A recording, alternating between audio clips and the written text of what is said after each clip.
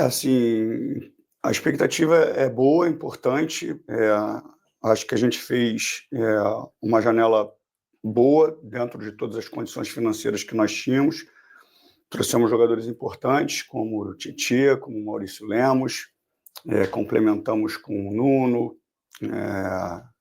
Garré, Lloyd, os dois Lucas. Eu acho que a gente conseguiu dar uma encorpada boa, né, para, além de qualificar, aumentar também ali um número de atletas que possam dar uma resposta técnica.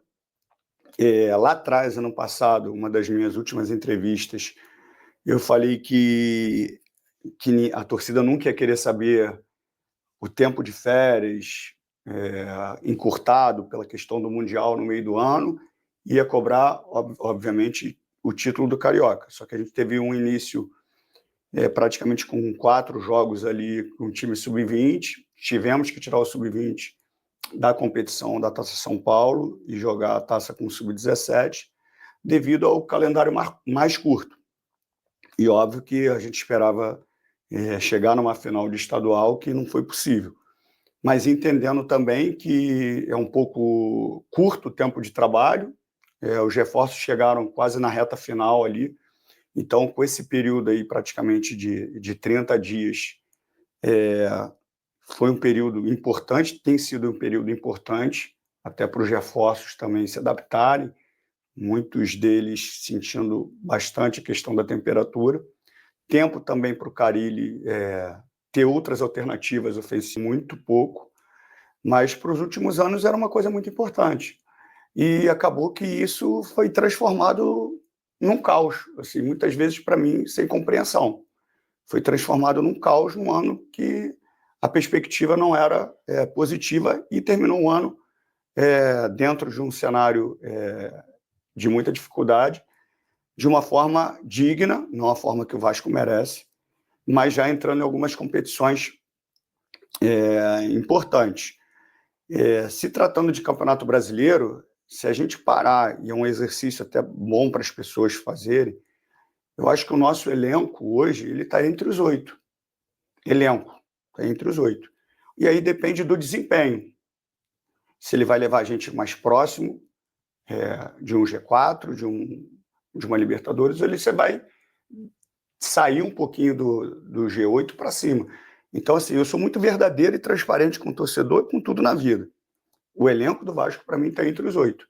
O desempenho é que vai determinar se a gente vai subir um pouco mais, se a gente vai recuar um pouco mais. E, óbvio, quando você fala em Copas, sempre tem a sensação de ser mais palpável, porque quando você tem um campeonato tão longo quanto o Campeonato Brasileiro, você requer um elenco, ainda mais com um calendário tão apertado, você consegue rodar mais e quem tem um elenco mais qualificado, obviamente, leva vantagem nessa competição. Mata-mata te dá mais oportunidade, obviamente, de você ir mais longe, como o Vasco foi na Copa do Brasil. Mas priorizar não, porque a gente sabe da responsabilidade que a gente tem no Campeonato Brasileiro.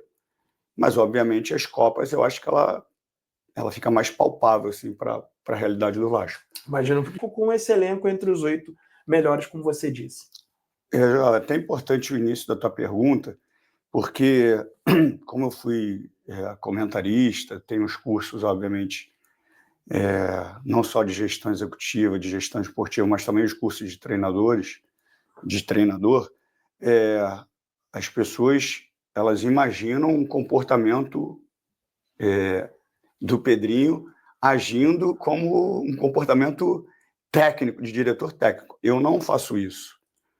Não faço isso por respeitar a minha função, por estar presidente hoje, né, e respeitar todo o departamento esportivo, o treinador. É lógico que se tiver uma conversa sobre futebol e a minha opinião, se eles quiserem ouvir minha opinião, eu sempre vou dar.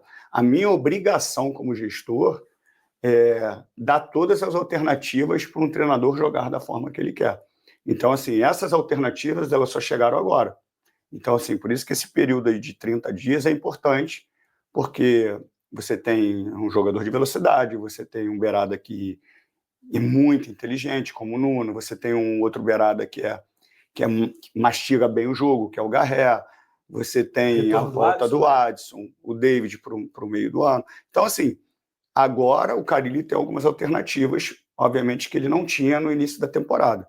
Porque às vezes eu sou cobrado por quem joga, quem não joga, e as pessoas confundem o Pedrinho, que foi presidente, que é presidente, está presidente, com o Pedrinho comentarista. São coisas completamente diferentes. Eu não entro em área nenhuma que não seja da gestão. Mas eu acho que agora, com 30 dias, porque é o cenário do Campeonato Brasileiro, a gente vai ver logo o calendário depois disso, como vai ser apertado, é um período importante para se aprimorar e voltar, né, com um desempenho, até pelas alternativas. Assim, o Paê é um jogador muito técnico, tem sido muito profissional, né, que merece todo o respeito, porque sempre tratou a instituição com muito respeito, mas é um caso à parte. A gente espera mais a reta final do término, próximo ali, o término do contrato dele. O Couto já é uma expectativa diferente. Coutinho é um menino de ouro também, que treina muito, se dedica muito, sofre muito quando o Vasco perde, que também a gente tem um carinho, um respeito com ele. Obviamente é um jogador que a gente conta para que ele possa ficar mais tempo bem avançado. O Puma já teve algum tipo de conversa, Paulinho já aí nessa mesma ideia. Tem como adiantar alguma coisa em relação a isso? Otimismo, talvez? Não, assim, o Léo Jardim, o empresário, já está com um contrato muito bom para o Léo. A gente precisa só de uma resposta. O Puma, o Paulinho já em andamento de renovação, também discutindo ali valores. Mas andando de uma forma satisfatória. Sim, sim. A gente está. O Léo já está com contrato, já está com o empresário. A gente só precisa de uma posição. E o Paulinho e o Puma a gente está negociando. Ainda negociando. Então o Léo Jardim a parte negocial já acabou. Não. Está com ele o valor que nós passamos, que é um valor muito importante para a renovação. É um contrato muito bom. Mas, obviamente, a gente tem que esperar uma resposta. Mas o contrato já está com o empresário. O contrato já está numa situação avançada de negociação. Não, da nossa parte já foi entregue. A gente está esperando um retorno. Entendi. Se ele vai assinar ou se vai vir uma contraproposta. Só que são nessa possibilidade? Joel, eu não acho nem que é de correção, e sim de ajustes, né?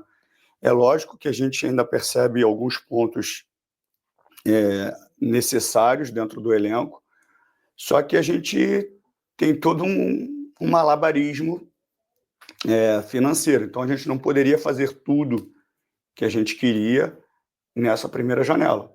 Então, assim, a gente foi, obviamente, nos pontos que a gente viu uma necessidade grande, que principalmente eram os homens de beirada, e a gente trouxe com características diferentes, né? Como eu falei, um velocista, o outro já mais inteligente de posicionamento, e o Garré, que é o cara que costura mais o jogo. Trouxemos os zagueiros, que foi o que a gente identificou, mas a gente percebe, obviamente, outros pontos, que a gente acredita que no meio do ano a gente consiga fazer esses ajustes.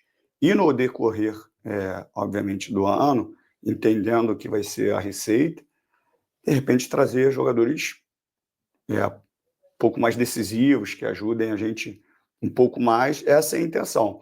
Mas sempre muito respeitoso com o que eu me propus a fazer. Porque muitas pessoas falam sobre falta coragem. O que é a coragem para essas pessoas? E o torcedor que é fora do Rio? Aí eu vou te dar outro exemplo. Eu estou lutando para que Vasco e Flamengo seja em São Januário. Tá? Isso é um desejo meu. Se o jogo for em São Januário, se a gente conseguir que o jogo seja em São Januário, aí vai ter uma pancada de gente que fala assim: não, mas esse jogo tinha que ser no Maracanã. Aí se é em São Januário torcida única, não, mas tinha que ser em São Januário 90-10. Mas torcida única, o segundo jogo, mas tinha que ser melhor que fosse no Engenhão. Porque assim, as pessoas estão sempre preparadas para apontar o problema, pô. Por isso que eu... E aí você conseguiu acompanhar nesse momento uma belíssima entrevista feita pelo Joel Silva, né? Ele atualizou juntamente do presidente do Vasco, fez uma exclusiva e, cara, ele passou pontos importantes que são necessários para que a torcida escute e entenda bem, né? Falou sobre a segunda janela, né? A possibilidade de chegar a reforços mais decisivos, né? Em aspas, foi o que o presidente falou. Também deixou bem claro sobre a RJ, falando que o deságio seria basicamente, seria sem deságio para funcionários mais humildes, digamos assim. Então, classe de jogadores, empresários, seria tudo negociado, tudo conversado. Então, algumas situações ali que me deixaram bastante animados em relação ao presidente do Vasco, que atualizou várias situações. Não falou, pelo menos na primeira parte ali da entrevista, sobre investidores, né, Marinax e demais investidores que possam chegar no Vasco. Mas eu vejo como positivo, uma boa entrevista, falou sobre o Clássico dos Milhões que pode ser realizado em São Januário, vai ser tudo conversado. Verdade que muita coisa ali está sendo feita nos bastidores e que a gente não tem acesso, então por esse motivo a gente pode até cobrar, mas muitas coisas ali podem ter sido feito bem, realmente muito bem intencionado, a gente não está sabendo nesse momento. Mas eu acho que o presidente é muito correto, é um cara que faz tudo de amor por amor pelo Vasco, então não vejo que tem nenhuma sacanagem não. E eu confio muito que o Vasco pode dar uma virada de chave com o presidente Pedrinho. Peço a você que deixe o like, é muito importante para o nosso canal. Acione o sininho de notificação para perder nenhum conteúdo. Nossa meta é alcançar 60 mil, conto muito com a sua ajuda e também com a sua moral. Vou ficando por aqui, valeu, tamo junto e é nóis! Fui!